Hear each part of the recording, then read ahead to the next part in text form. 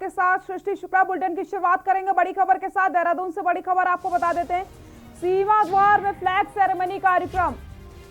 देहरादून से खबर बता रहे हैं आपको, जहां पर कार्यक्रम में मुख्यमंत्री त्रिवेंद्र सिंह रावत ने शिरकत करी। आईटीबीपी उत्तराखंड के 12,000 जवान सीमा पर तैनात।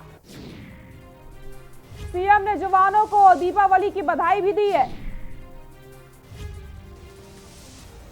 सीमा द्वार में फ्लैग सेरेमनी का कार्यक्रम में मुख्यमंत्री त्रिवेंद्र सिंह रावत ने शिरकत की। आईटीबीपी उत्तराखंड के 12,000 जवान सीमा पर तैनात।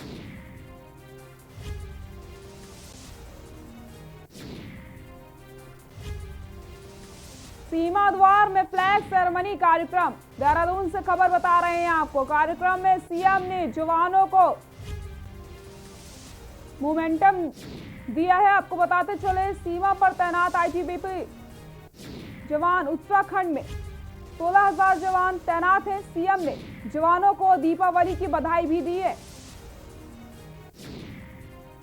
सीमा द्वार में फ्लैग सेरेमनी कार्यक्रम का आयोजन, कार्यक्रम में मुख्यमंत्री त्रिवेंद्र सिंह रावत ने शिरकत की।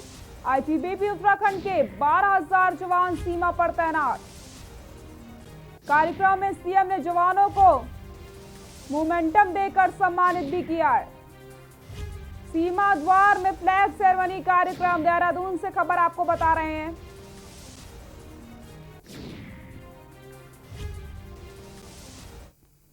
खबर देहरादून से, जहां पर उत्तराखंड में कांग्रेस एक बार फिर से खुद को मजबूत करने में जुट गई है। कांग्रेस के नवनियुक्त प्रदेश प्रभारी देवेंद्र यादव एक युवा चेहरा है। देवेंद्र यादव उत्तराखंड के 3 दौरे पर पहुंचे हैं और कार्यकर्ताओं से मुलाकात कर उनमें नई ऊर्जा का संचार कर रहे हैं। देवेंद्र यादव को उत्तराखंड के दौरे पर आने से कांग्रेसी उत्साहित नजर आ रहे हैं। कांग्रेस प्रदेश अध्यक्ष प्रीतम सिंह की माने तो उत्तराखंड में कांग्रेस अब मजबूत होगी, जिसको लेकर प्रदेश प्रभारी कार्यकर्ताओं से मुलाकात कर रहे हैं। कांग्रेस का कहना है कि राज्य में बीजेपी सरकार के काम काज वैसे हैं कि अब लोग खुद ही चाहते हैं कि कांग्रेस उत्तराखंड में सरकार बनाए। प्रीतम सिंह ने बीजेपी प्रदेश अध्यक्ष बंशीधर भगत पर चुटकी लेते हुए कहा कि राज्य में बीजेपी अध्यक्ष खुद कह रहे हैं कि मुख्यमंत्री का फोन स्विच ऑफ है। इससे साफ नजर आता है कि मुख्यमंत्री का फोन स्विच ऑफ नहीं है, बल्कि सरकार ही स्विच ऑफ है। इसलिए लोगों को इस सरकार से मोहभंग हो चुका है।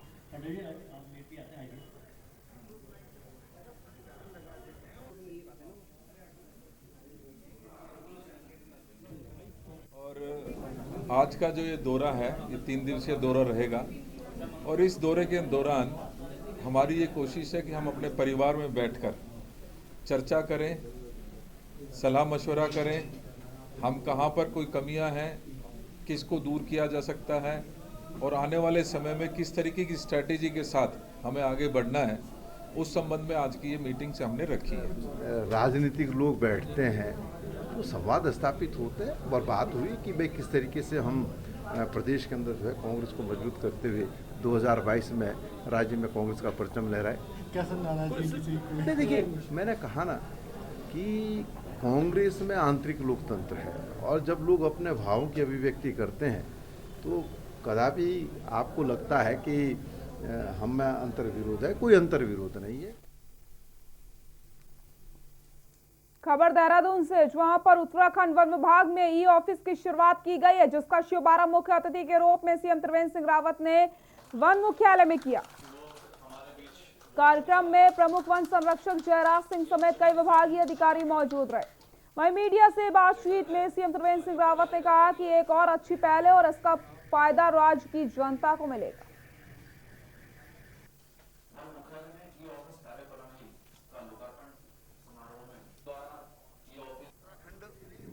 तेजी से आगे बढ़ रहा है और धीरे धीरे हम कोशिश कर रहे हैं कि हमारे सारे ऑफिसेज, पहले सचिवालय हमारा फुली ई ऑफिस हो जाए, क्योंकि सचिवालय एक तरह से हृदय होता है किसी भी राज्य का। तो वहाँ से जब स्वच्छ रक्त बहेगा तो निश्चित रूप से पूरी पारदर्शिता आएगी और पारदर्शिता की दिशा में आज जो वन विभाग के ऑफिसेज हैं,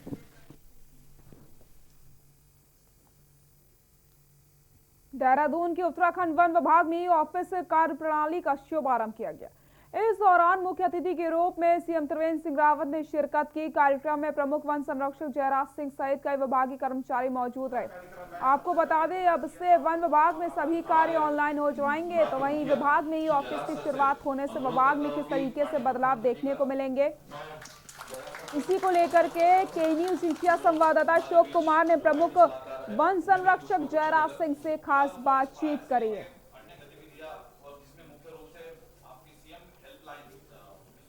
देहरादून में उत्तराखंड वन विभाग के ई ऑफिस कार्य प्रणाली का शुभारंभ किया गया है, जिसको लेकर हमारे साथ बातचीत करने के लिए प्रमुख वन संरक्षक जयराज जी इस वक्त हमारे साथ मौजूद हैं। सीधे चलेंगे, उनसे बात करेंगे। सर, के न्यूज़ इंडिया में आपका स्वागत है। सबसे पहले सवाल मेरा यही है, आज ई ऑफिस कार्य प्रणाली का शुभारंभ किया गया है, आप किस तरह से देखते हैं इसका? देखिए, मेरा ये दृढ़ मत है कि हमें अपने प्रशासनिक तंत्र से भ्रष्टाचार को हटाना है, और भ्रष्टाचार हटेगा तभी गुड गवर्नेंस आएगी। आज एक आम आदमी के लिए क्या दिक्कतें हैं, इसको समझने के लिए आप आम आदमी की तरह जरा जाइए, तो आपको पता लगेगा कि कितनी उसकी मुसीबतें हैं। तो हम अगर चाहें कि गवर्नेंस गुड हो, गुड गवर्नेंस सुशासन हो, हम चाहें कि साहब जो है हमारी जो है ट्रांसपेरेंसी आए, पारदर्शिता सरकार के कामों में है, तो उसका एकमात्र जो है समाधान दिखता है इंफॉर्मेशन टेक्नोलॉजी में, जिसके अंतर्गत हम ई गवर्नेंस की बात कर रहे हैं। फाइलों से ह्यूमन इंटरफेस को कम से कम किया जाए, हर जगह ह्यूमन इंटरफेस को मिनिमाइज किया जाए, तो करप्शन कम होने लगता है। तो ये जो एक आज पहल हो रही है फॉरेस्ट डिपार्टमेंट में, हमारे थोड़े से ऑफिसेस को कनेक्ट कर दिया गया ई गवर्नेंस से, इससे क्या होगा कि हर चीज़ ट्रांसपेरेंटली होगी। एक आम आदमी भी देख सकेगा कि साहब मैंने अगर कोई प्रार्थना पत्र लगाया था तो मेरी एप्लीकेशन अब किस लेवल पे फंसी हुई है, और जिस लेवल पे वो एप्लीकेशन होगी उस अफसर पे भी एक दबाव ये होगा कि भाई जल्दी निस्तारित करिए, नहीं तो उसका रिकॉर्ड खराब हो रहा है उसमें, ठीक है ना। और हर चीज़ ट्रांसपेरेंट होगी। और मैं तो कहूँगा कि आरटीआई के आने से बहुत फ़र्क पड़ा, राइट टू इन्फॉर्मेशन के आने से जो है काफ़ी ट्रांसपेरेंसी आई। पर ये another shot in the arm जिसको हम कहेंगे, ये जो ई गवर्नेंस होने जा रहा है, तो ये सुशासन के पॉइंट ऑफ व्यू से बहुत अच्छी चीज़ है, और डेफिनेटली इसका फ़ायदा जनता को मिलेगा। गवर्नेंस इंप्रूव होगी, गुड गवर्नेंस होगी, ऐसा मेरा मानना है। न्यूज़ इंडिया से बात करने के लिए धन्यवाद। तो ये थे प्रमुख वन संरक्षण जयराज जी, जिनका कहना है कि विभाग के अंदर ई ऑफिस कार्य प्रणाली आने से भ्रष्टाचार पूरी तरह से कम होगा।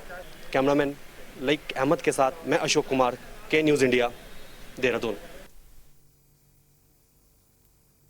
उत्तराखंड में राज्यसभा की एक सीट के लिए चुनाव होने जा रहे हैं, जिसको लेकर के आज बीजेपी के उम्मीदवार नरेश बंसल ने विधानसभा पहुंचकर अपना नामांकन किया। इस मौके पर सूबे के मुख्यमंत्री त्रिवेंद्र सिंह रावत, भाजपा प्रदेश अध्यक्ष बंशीधर भगत समेत कई नेता मौजूद रहे।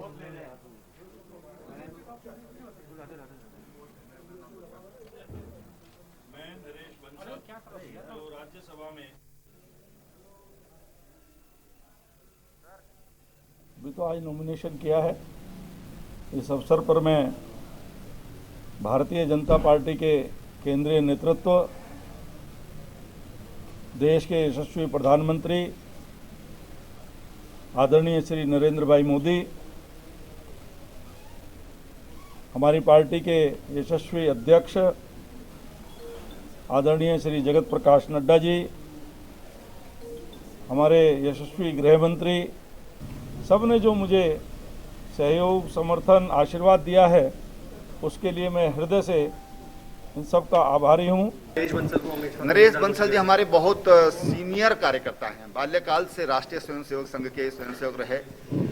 बीच के कालखंड में, क्योंकि उनका परिवार एक बहुत गरीब परिवार था, आप लोगों को उसकी पृष्ठभूमि शायद मालूम नहीं होगी, अखबार की थैलियां बना करके और इन्होंने परिवार को चलाया है।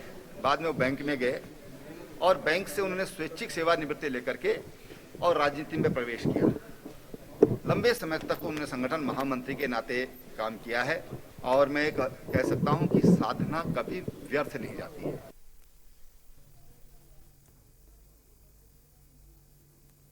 यमुनोत्री विधायक केदार सिंह रावत ने नौगांव, पौंटी, गडोली, राजगढ़ी, सरनोल मोटर मार्ग पर 1,43,81,000 की लागत से होने वाले 9 किलोमीटर डमरीकरण कार्य का शुभारंभ किया। विधायक को डमरीकरण कार्य में निम्न गुणवत्ता की शिकायत पर क्षेत्रीय जनप्रतिनिधियों के आक्रोश का सामना भी करना पड़ा।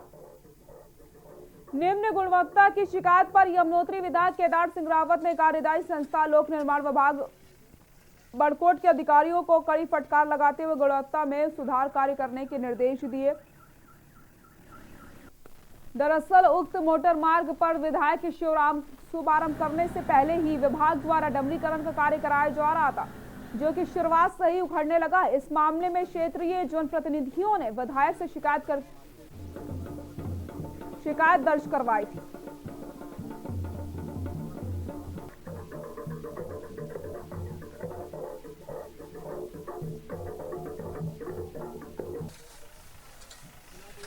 लेकिन हम लोग विधायक जी का विरोध तो नहीं करते, इसलिए कि वो नहीं चाहते कि यहाँ वास्तव में खराब पेंटिंग हो।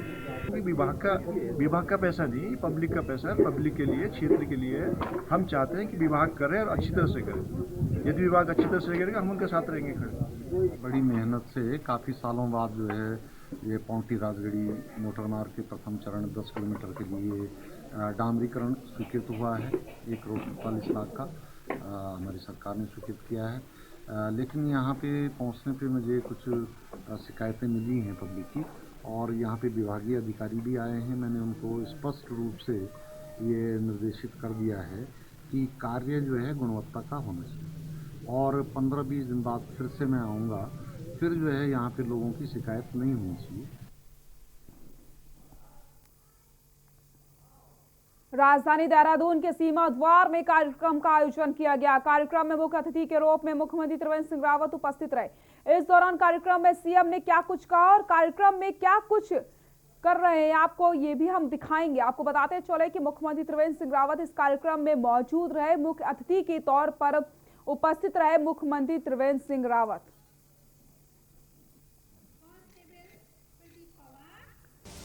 देहरादून में सीमा द्वार में कार्यक्रम का आयोजन किया गया, जिसमें मुख्यमंत्री त्रिवेंद्र सिंह रावत ने जवानों को दीपावली की बधाइयां भी दी थी। आपको बताते चले कार्यक्रम में मुख्य अतिथि के रूप में मुख्यमंत्री त्रिवेंद्र सिंह रावत ने शिरकत की थी।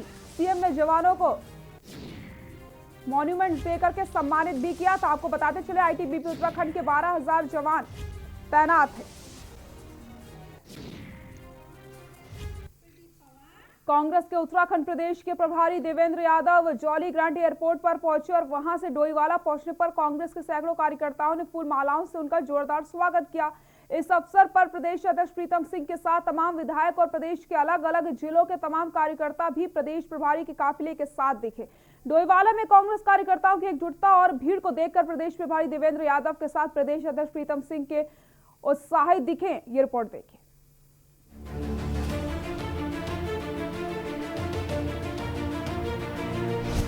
आगामी चुनाव को लेकर कांग्रेस ने कसी कमर। उत्तराखंड दौरे पर कांग्रेस के प्रदेश प्रभारी के आने से कांग्रेसियों में दिखा जोश। देवेंद्र यादव के आगमन पर जोरदार स्वागत। प्रदेश अध्यक्ष प्रीतम सिंह भी दिखे उत्साहित। कांग्रेस की एकजुटता देख प्रदेश प्रभारी भी गदगद। आगामी विधानसभा चुनाव को देखते हुए कांग्रेस ने तैयारियां शुरू कर दी हैं। कार्यकर्ताओं में जोश भरने के साथ कांग्रेस संगठन को मजबूत करना सबसे जरूरी है, क्योंकि 2022 चुनाव को लेकर अब ज्यादा समय नहीं बचा है, जिसको लेकर प्रदेश सचिव सागर मनवालो ने कहा कि कांग्रेस कार्यकर्ताओं में युवा प्रदेश प्रभारी के आते ही जोश भर दिया है। इसलिए 2022 के चुनाव के लिए कार्यकर्ताओं ने कमर कस ली है और भारतीय जनता पार्टी सरकार के खिलाफ जनता के गुस्से को कांग्रेस के लोग चुनाव में भाजपा के खिलाफ ही मुद्दा बनाकर चुनाव लड़ेंगे। कार्यकर्ताओं में बहुत उत्साह है और निश्चित रूप से कांग्रेस में एक ताकत का काम किया है। देवेंद्र यादव जी हमारे युवा साथी हैं, राजेश धर्माणी जी जो सह प्रभारी है, और एक ऐसे व्यक्ति को प्रभार दिया गया है जिनके कार्य करने की क्षमता बहुत अच्छी है और जो दिल्ली में भी अपने क्षेत्र में कारपोरेशन में चुनाव जिता के लाए। डोईवाला में कांग्रेस कार्यकर्ताओं ने जिस तरह से एकजुटता का परिचय देकर जिला अध्यक्ष गौरव चौधरी के नेतृत्व में प्रदेश प्रभारी का स्वागत किया और कहा कि 2022 के लिए कांग्रेस पूरी तरीके से तैयार है और हमारे आज प्रभारी प्रथम बार उत्तराखंड की देवभूमि में आए हैं। हम उनका स्वागत के लिए आज जिस तरह से कांग्रेस के लोग आए हैं, इससे आपको साफ प्रतीत होगा कि अब आने वाला टाइम बीजेपी का उत्तराखंड से जाने का टाइम। उत्तराखंड का प्रभारी बनने के बाद पहली बार उत्तराखंड पहुंचे देवेंद्र यादव ने कहा, परिवार से मिलने आए हैं, परिवार से बात करेंगे, चर्चा करेंगे और आने वाले समय के लिए तैयारी करेंगे। कांग्रेस पार्टी के कार्यकर्ताओं में जिस तरह से जोश और उत्साह देखा गया, उसे देखकर कहा जा सकता है कि सोनिया गांधी और राहुल गांधी का विश्वास रंग ला सकता है, क्योंकि कई खेमों में बटी कांग्रेस आज प्रदेश प्रभारी के आने से एकजुट भी दिखी। अब देखना होगा कि प्रदेश प्रभारी विधायक और कांग्रेस संगठन को किस तरह से अनुशासन का पाठ पढ़ाते हैं, क्योंकि 2022 के चुनाव के लिए यह सारी कड़ी मशक्कत कांग्रेस का हाई कमान कर रहा है। डोईवाला से के न्यूज इंडिया के लिए राजकुमार अग्रवाल की रिपोर्ट।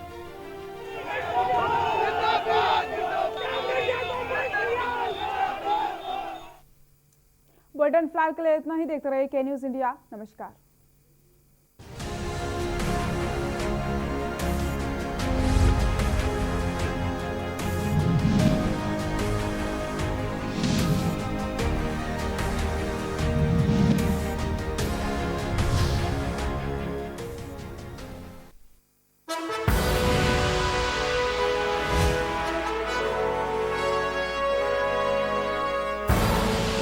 आप देख रहे हैं